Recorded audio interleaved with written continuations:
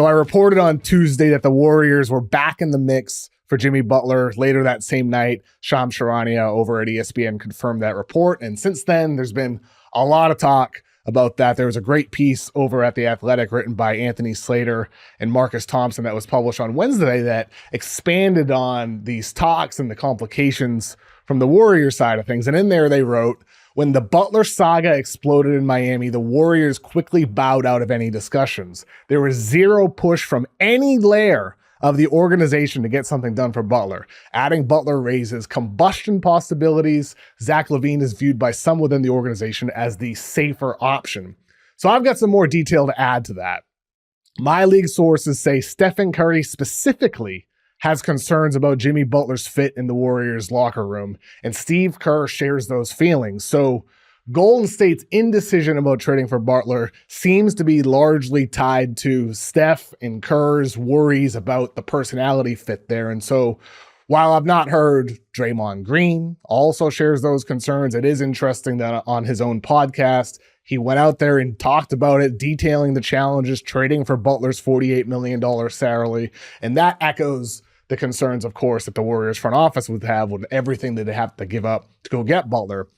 The Warriors have a big win over the Thunder on Wednesday. They're still the 11 seed, but they're only 4 games back from the 4 seed, so I could certainly see them just saying, screw it, trading for Butler, going for it this season, optimizing their chances, and maybe it works beautifully. Maybe they make a deep run, and then if it doesn't work, there'd be nothing stopping them from just letting him go if he opts out this summer or trading him again if he were to opt in.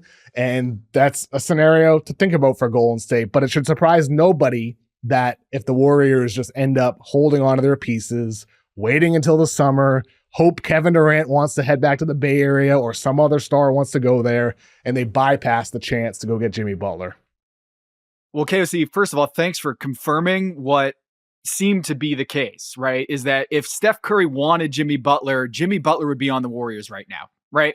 And the fact that there wasn't more smoke there with Jimmy Butler connected to the Warriors, it makes sense that there was a hesitation or reluctance from the Steph Curry side because everything goes through Steph. And we talked about it last week, whether that should be the case. That do you need Stephen Curry's sign off if they make a big move like that or trading Stephen Curry to what we talked about last week, the San Antonio Spurs. But if you're Steph Curry and you're looking at the situation, you're like, I can have Draymond Green, and that might be, a combustible force in that locker room already. Do I want to add another piece like that you don't know if those personalities will mesh?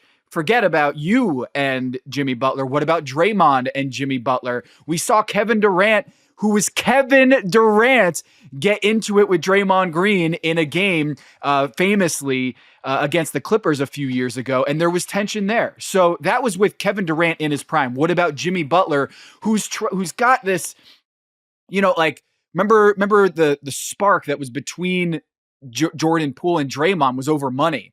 Can you imagine if Jimmy Butler's trying to play for his next extension and it becomes at a collision course with Draymond Green and what Stephen Curry has built up?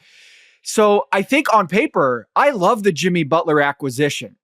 Like the idea of a Jimmy Butler fiery type to kind of light something underneath the Golden State Warriors, that they beat the Oklahoma City Thunder, where all of those rotation pieces, the kind of filler on the roster, all came and coalesced in one night. But how much can you depend on that in the postseason going forward? And how much can you expect Gary Payton the second to do what he did? And the dunk was amazing. But to me, Kev, awesome. it was incredible. And it he was loaded like, up. He had like a second leap midair to get. It's crazy. And you're like, why can't they do that every night? And it's because, Kyle Anderson, slow-mo, I was like, where's he been all season? And he was making contributions there down the stretch. Steph hits the big three. And you're just like, man, when they all come together, they don't need a Jimmy Butler. But that is so few and far between that I feel like the Golden State Warriors feel Jimmy Butler on paper makes a lot more sense, but the Jimmy Butler with the extension expectations, it might be just too much for them to handle with that locker room. It's a tough decision. I mean, look, if you feel like you got a shot, Butler does raise your ceiling with what you can be, but I do think he also lowers your floor in certain ways too with the personality aspect. So, I mean, like that, the article written by Marcus Thompson and Anthony Slater kind of like talks about a lot of these little things without saying directly Steph and Kerr and all these concerns, but it's like every level of the organization. That line in there is so profound that they wrote. Because it's true, whether it's ownership, front office, coaching staff, or players, there's like hesitation with, should we really be going for this guy? I do think it's a real thing. Now, I mentioned this. There is the flip side of it, whether it's Zach LaVine, the safer option, as they call him, or whether it is Butler, who has a player option for next season. You could trade for Butler and then flip him for KD or whoever this offseason as an expiring salary. But of course, that's a very complicated scenario. And the first deal you make is the only deal that you'd ideally want to make. That puts you in a really tough position if you're Golden State. Do you think they should be rolling the dice and going for it, Tom? Or are you standing pat as the Warriors and playing this out in the way we've been talking about with being patient and then reviewing your options this offseason? Yeah, man, it's such a tough spot for the Warriors because if you acquire Jimmy Butler and everything goes well, then he's going to want an extension.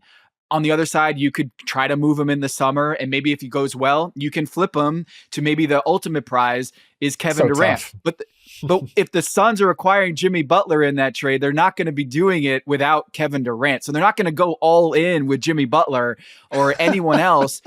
Like it's the worst of both worlds in a sense, is that like if he does well, yes, it's just who's going to take on Jimmy Butler on that contract. So I do think that the Golden State Warriors should acquire somebody at the deadline and at least show Stephen Curry and Draymond Green that they want to maximize this window here because they deserve it. They're good enough right now, Steph Curry and Draymond, to contend in 2025. And I don't know how often you can say that with Steph Curry. It wasn't his best night. But like if you add a Zach LaVine to that picture, or like say Lauri Markkanen, who's not on the same timeline as the rebuilding Utah Lauri Jazz. cannot be traded. Lauri right, cannot I'm saying be traded this summer. right now. I'm yes. saying yes, if you acquire Zach LaVine right now, you have a bird in the hand. Or you say, look, let's kick the can to this summer. Let's keep Kuminga and Moody and the young pieces in case a team like Utah is like, okay, we're ready to move on from Markkanen. Let's see what assets you have. That's why you don't kind of trade for Zach LaVine now, is that you want all of those pieces in place in case a rebuilding team or a team that has a disgruntled star ends up saying, all right, let's play ball. Yeah, I mean, and ultimately, it wouldn't shock me at all if the Warriors just end up trading for like Vooch. Get Vooch, Nikola Vucevic from the center from the Bulls, something like that. We see them start Quentin Post, their rookie center, on Wednesday night against OKC. Like, kind of, it gives an idea of what it would look like with a floor spacing big out there with that lineup. So I think for the Warriors, I would not trade for Jimmy Butler. I don't think it's worth it. He's 35 years old. He's a malcontent. He's burned the bridges of every single team he's ever played for when he's left. He's caused issues anytime he's been there. I don't think he's worth it for the Warriors.